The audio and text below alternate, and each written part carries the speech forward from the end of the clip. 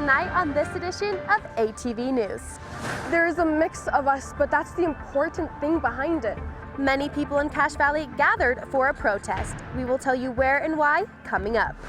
The seasonal outlook is not exactly favoring our region. Northern Utah has had a below average snow year. We'll show you what the lack of snow will impact coming up. Logan Hammer broke his 4th record in pole vaulting. In sports, I'll show you how he did it. All that and more, ATV News starts right now. From the campus of Utah State University in Logan, Utah, the Department of Journalism and Communication presents the award-winning newscast, ATV News. When we have good weather, we get out and enjoy it, and when we don't, we work with what we got. We're getting below average levels of snow this year, which one climate data analyst says will affect the valley for the rest of the year. Welcome to this edition of ATV News. I'm Laura White. And I'm Isaac Benson. The lack of snow this season is setting up summer for wildfire conditions, according to one climate data analyst. ATV's JT Miller shows you how this slow winter could also impact irrigation and reservoirs. Looking at the valley, it's not how it usually is this time of year. This warmer weather, it's killed all the snow. Less snow has impacted winter sports. I take the time after class to go and snowboard, but with lack of snow, I'm not able to do that.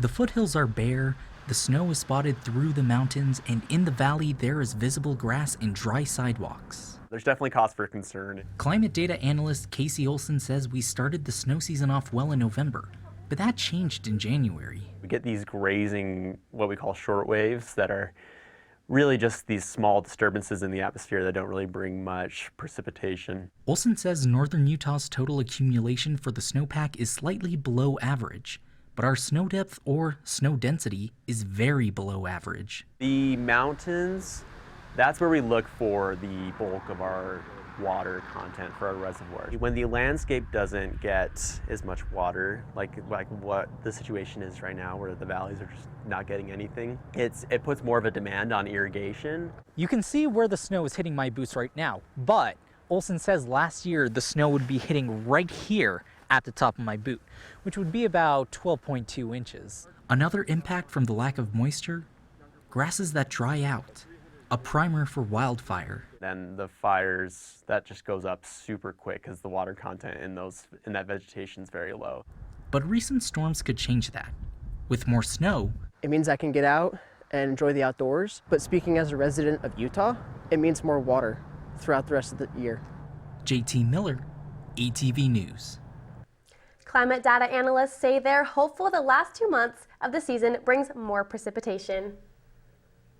After Utah State's President Elizabeth Cantwell suddenly stepped down, the Board of Higher Education named Alan L. Smith as the interim USU president.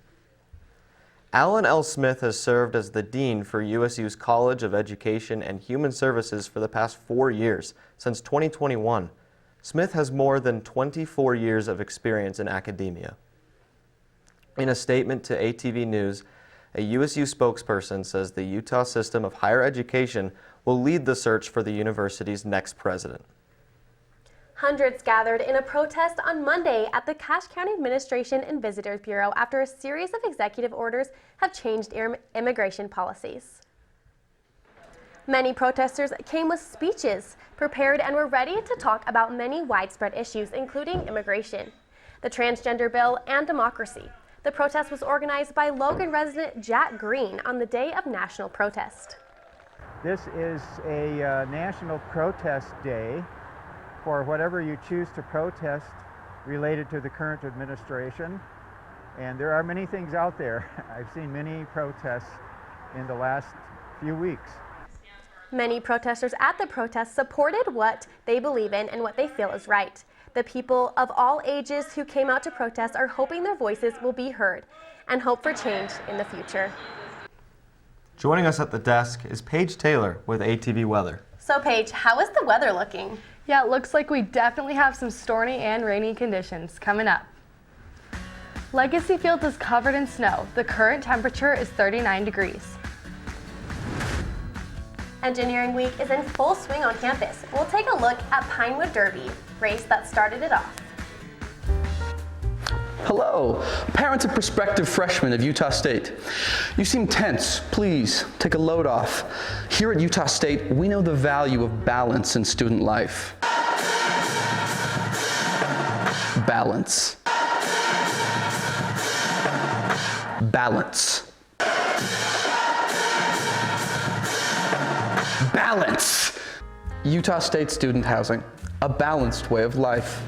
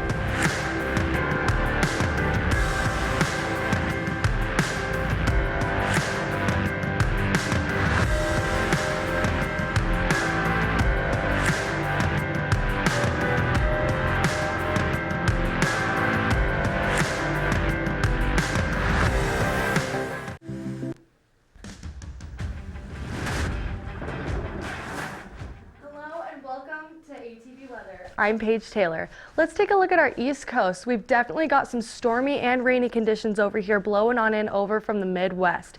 Speaking of the Midwest, we have some similar conditions over here with some heavy precipitation around the Great Lakes.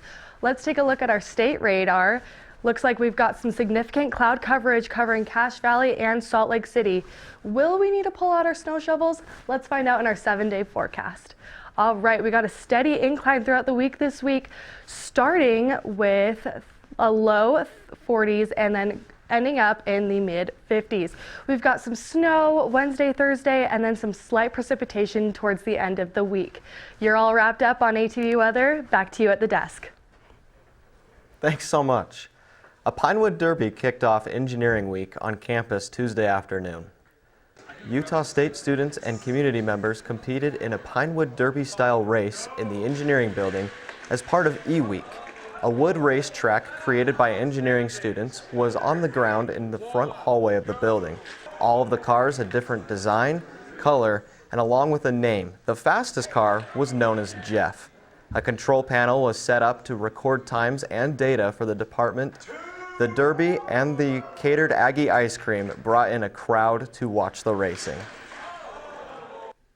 Earlier this week, I joined softball player Grace Matej in the studio. We are here with Utah State softball catcher Grace Matej, who was recently named Mountain West Softball Player of the Week. So Grace, how did you get into softball? In kindergarten, my best friend played softball and she was a pitcher for the rec league, and so I wanted to be just like her and pitch, but my dad said no to that one, so I was a catcher and it's history from there. That's so awesome. So you had 3 hits and 3 RBIs against number 19 Baylor. How did it feel to be such a key player in that win against the top 20 team? It was really awesome. I honestly didn't even know that I was doing that good until afterwards and all the stuff came out, because I was just kind of focused on the game and working together as a team, and we all had a talk at the Texas A&M game 2 days before, and so we knew we wanted to come out strong with this one, but it was just like any other game. We weren't nervous. We knew we had each other's backs, so it was really cool. Yeah, it's so cool. I saw that we hadn't beaten a top 20 team since 2010 or something. That's crazy. Yeah, it was a really cool accomplishment to do together. So yeah. So going into games, how do you prepare before the game? It really just depends on the bus ride and how long it is from the hotel to the field, but I have a hair superstition, so if I do good, I won't change my hair at all for as long as it takes until I do bad, and then I'll change it up a little bit. But yeah, we just pump each other up on the bus and listen to pump up music, either on our headphones or sometimes if the bus ride is long, then we'll have our bus driver blast it on the radio. So yeah. Ladies and gentlemen, So you're heading off to a game this Friday, so you're going to hit the buses tomorrow. Yeah, on Thursday. On Thursday. So where is it at? It's in Utah Tech. It's a Utah Tech tournament, and we play some pretty good teams, so catch us on the gram. All right, well, good luck. It Thank has you. been so great having you here. Thank you so much for joining us Thank at you. ATV News. Thanks, Laura. It was so cool to have her in here. We'll have to keep up with them over their games this weekend. Yeah, and speaking of sports, joining us at the desk is GT Miller with ATV Sports. So what's been happening with our Aggies this week? Well, our Aggies had a few wins, even the football team. I'll talk more about their games this past week. Coming up in sports, he broke his record 4 times. Coming up, I'll show you how Logan Hammer did it. A sophomore star scoring the most points for the Aggies. I'll show you if these points help the Aggies secure wins in 2 games. It was after shooting with your phone that you wanted to up your game, so you got a better camera. But your shots were shaky, so you got a tripod. But your audio was fuzzy, so you got a mic. But your shots were dark, so you got some lights. Now you got all this equipment, but you don't know how to use it. So you enrolled in Intro to Video.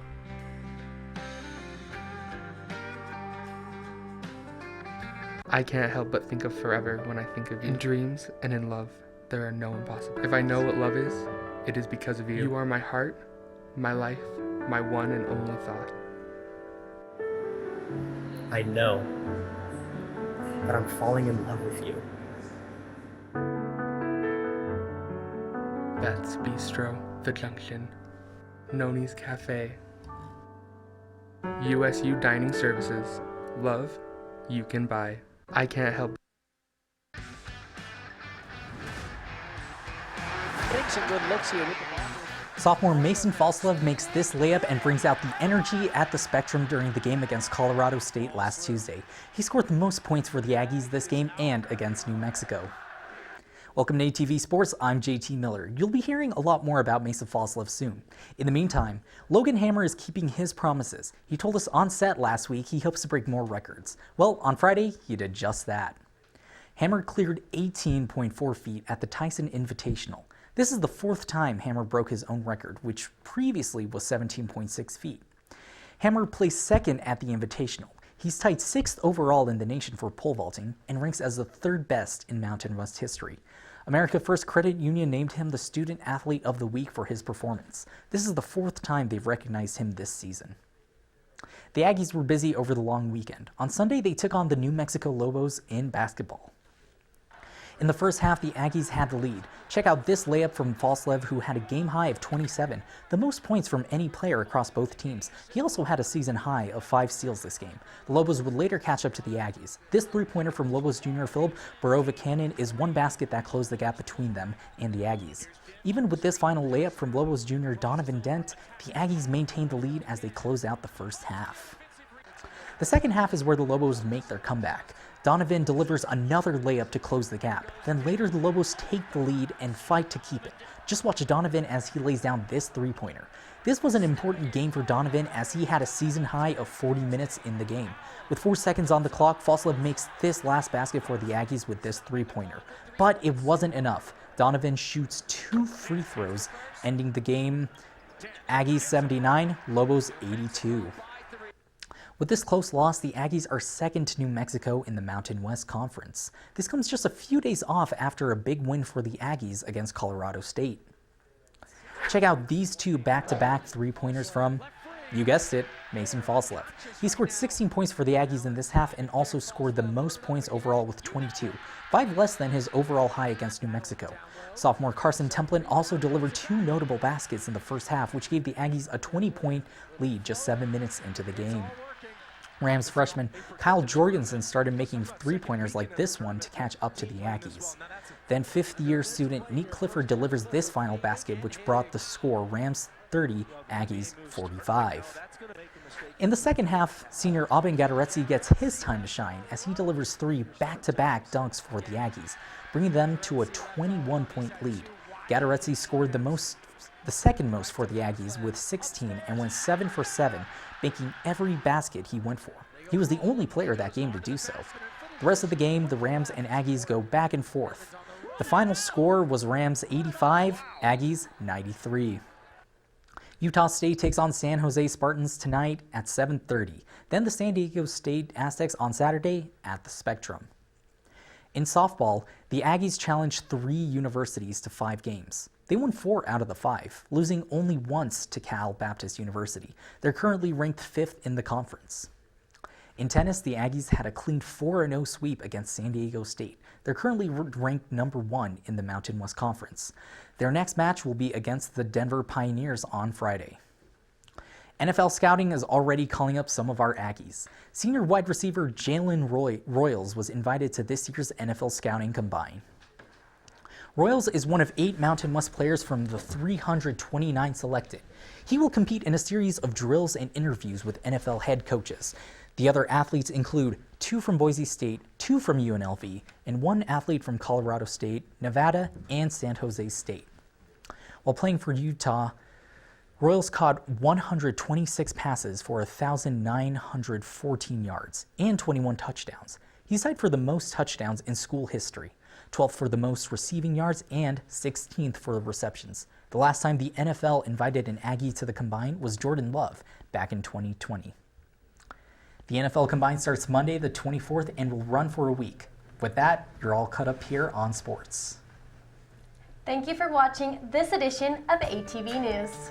You can watch this and other editions on our Facebook page. We'll leave you with another look at all the snow we've gotten. Have a great week, Cache Valley.